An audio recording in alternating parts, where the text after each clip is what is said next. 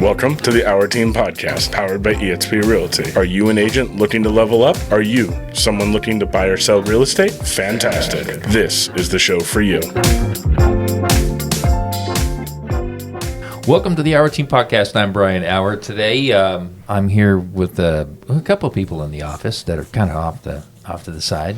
So if you hear anything, from the crazy squad, it's probably heckling from them. Also have off the. Are you even in the? You're not even in the scene right now. I am not. Oh goodness gracious! He's not on. He's here, but he's not here. Thank you, Mr. Producer, for doing this for me. Today's podcast is going to be kind of geared on a lot of the stuff we're talking about these days is leveling up as a buyer's agent in sales, things like that. You have to, especially with the NAR settlement and everything. Everyone's talking about, man, we got to have a value proposition. We got to really level up. We got to do all these things that are really going to make us better at what we do. And so I think it's good to kind of focus on some of those things, right? You're going to be in a sales environment now that's going to make you have to earn your title of being a good salesperson, right? So I wanted to talk today about 7 conversation killers in real estate. Because you have to have conversations. The more conversations you have, the better off you are as a sales professional.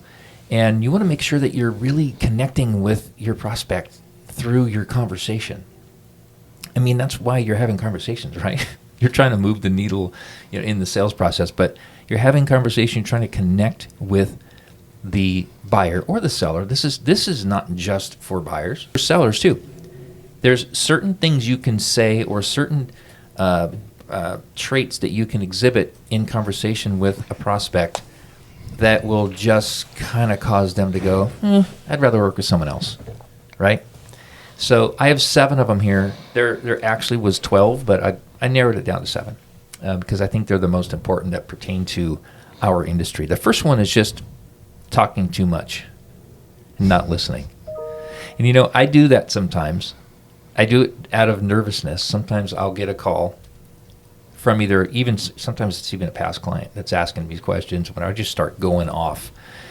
And, it could be a conversation killer if you just talk, dominating the conversation without listening. When you're dominating the conversation and you do give them just a teeny little bit to speak, but the whole time they're speaking, you're already ready for your next statement, so you're not really engaging with them. You're just being that robot because you're so scripted up. It's something that will cause a definite disconnect. And even if they can't put their finger on it, they're going to be like, I just didn't enjoy talking to that person, because they talked too much and they didn't listen. So it's very, very important to be an incredible good listener. So engage in active listening and allow the client to express their concerns and preferences so you can address them accordingly. The second thing that will kill the sales environment or the conversation is negative language or criticism. So using negative language and criticizing your competitors is never a good thing. It's sometimes we have some really, really horrible agents in our valley. I would never mention their names because they're so bad. Everyone knows who they are, right? I don't need to go into it, but it's never good form to put someone else down in order to elevate yourself in that scenario. Just leave it alone. I always try to gravitate towards, even when I'm being primed to talk bad about another agent or someone in my profession, I'll even if I know a lot about that person and know that they're not ethical or whatever, instead of joining in on that, slam session, I just say, you know what? I've known that person for a number of years. I would rather just kind of explain to you how we do things. Or I'll even fib and say, I have no idea about that, but I can tell you what we do, Keep the focus there instead of slamming. Because you might think that you're elevating your game by putting others down, but what you're doing is you're just joining those that are down there. Because that's what they're doing. So to be above reproach in that area, I think, is really important, and it elevates everyone around you if you just choose to only focus on the positive aspects of what you offer instead of bringing up the yuckiness that others in your profession are doing. Let's go to number 3. How about overly jargonizing? Too much jargon, too much technical talk. We do that. I think early on we try to jargonize a lot because we want to try to convince who we're talking to that we know what we're doing. But at the end of the day, it's can come across a little bit salesy. I think it's better to aim to communicate very clearly and use language, and even something as simple as using, instead of saying escrow, you can say we have a third party that's going to be handling all the paperwork in this called escrow. Use language that is not just throwing out all of these acronyms and jargon. As a professional realtor, we have so many things, like everything that we do is just it's acronyms. Because if you look at our contracts, every one of our contracts is like, we have the RPA, we have the RLA, we have the SIP, we have the, we're going to have to get an ETA for that. It's like, this kind of stuff just drives people crazy if they don't know it, because then they kind of feel a little bit stupid, because you're coming across with all these acronyms like they should know exactly what you're talking about. And they start to feel like, I don't know if I can work with this person. They're just, And then you even if it's not having to do with contracts, having to do with your contact management system, call it that. Don't call it a CRM. Don't say, just, there's so many tools a good buyer's agent has to offer a buyer. Put them in simple terms, right? So, avoid the jargon of our industry as much as you can, because it can sort of disconnect you from the buyer in a way that makes them feel like, I don't really want to do business with that person, right? Okay, let's move on to number 4, making assumptions about the client's needs or budget. If you early on, you make an assumption about what they want or what their budget is, it could be very offensive. So we were talking about this at a team meeting a couple days ago, and I told them the story about a gentleman who has bought many multi-million-dollar homes using me as their agent.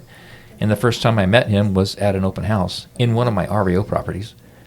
And he showed up in an old Toyota Tacoma. No, it wasn't even a Tacoma. It was like a 22R, an old Toyota pickup truck. And he was wearing Levi jeans and some dirty Van tennis shoes and a hoodie. And this guy has more money than anyone I know, So that's a good example of, not jumping the gun and making a conclusion.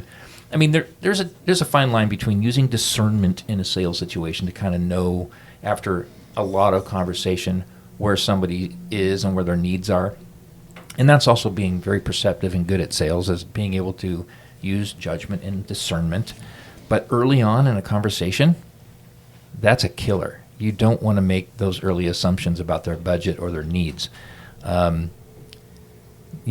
Discuss it openly with them. And one of the things that I like to do is, if I see somebody where I can't even help it, right? We can't help it. When you see somebody drive up in a $150,000 car and they're dressed to the nines and they're wearing a lot of jewelry, you can't help but to think that they're probably a cash buyer, or they're going to put a ton of money down. So you kind of, it's easy to make that assumption. It's not necessarily right, but it's easy to make that assumption.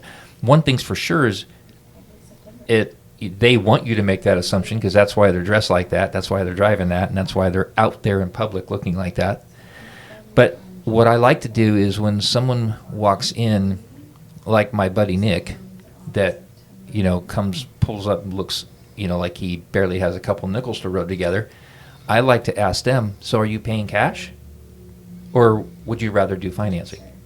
Because then it really puffs them up. They're like, oh man, you think I can do cash? Oh, that's cool. It's better to err on that side and say, I assume you're paying cash, But Anyway, it's probably not good for them to do any of that.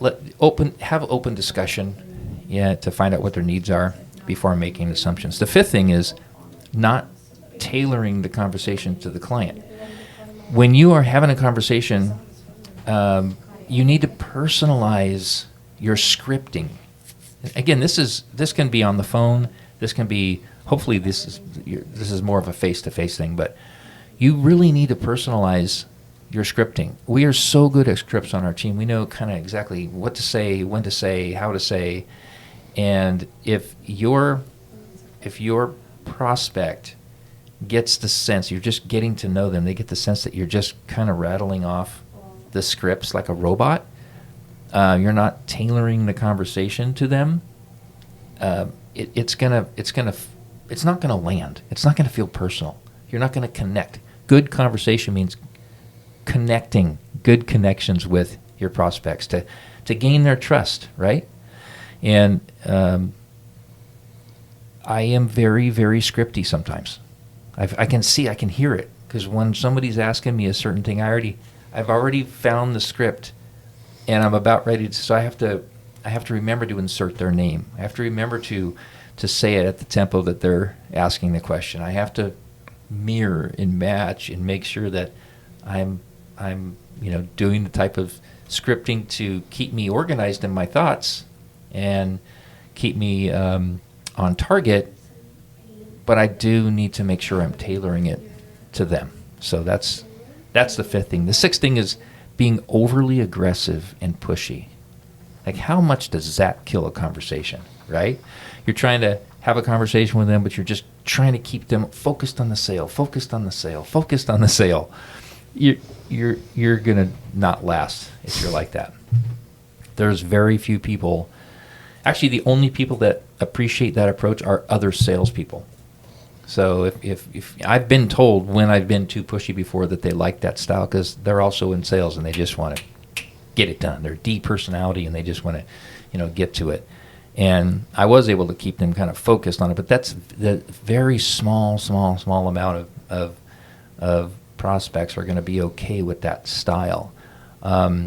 It makes them feel trapped, makes them feel uncomfortable, and it makes them feel like you're rushing the process too.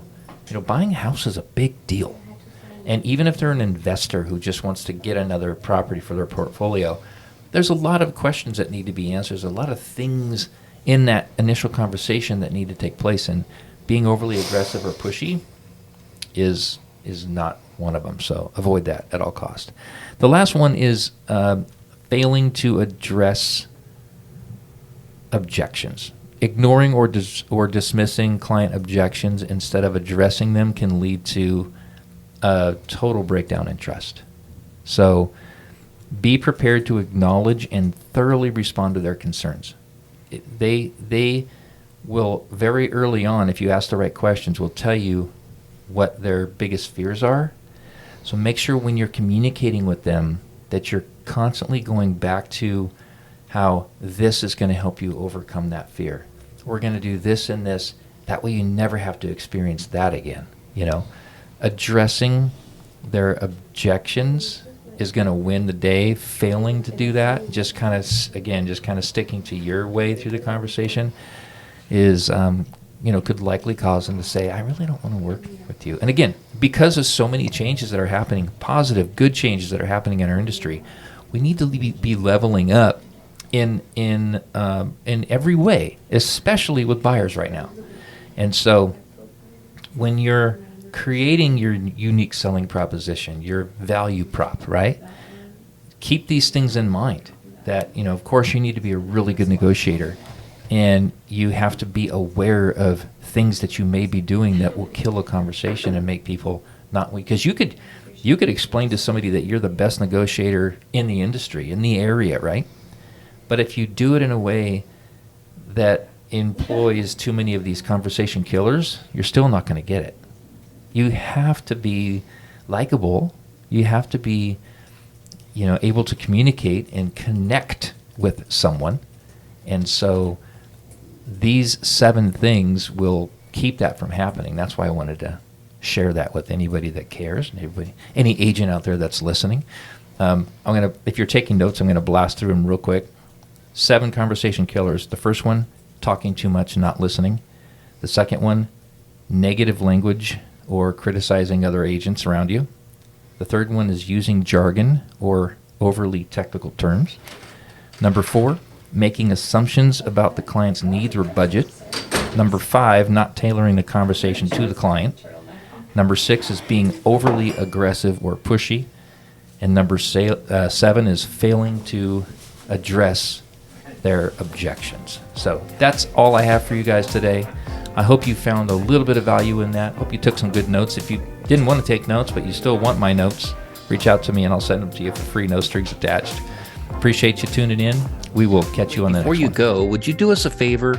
If you found any value in this content, would you please like and subscribe to it? Maybe even leave a comment. It really helps us out.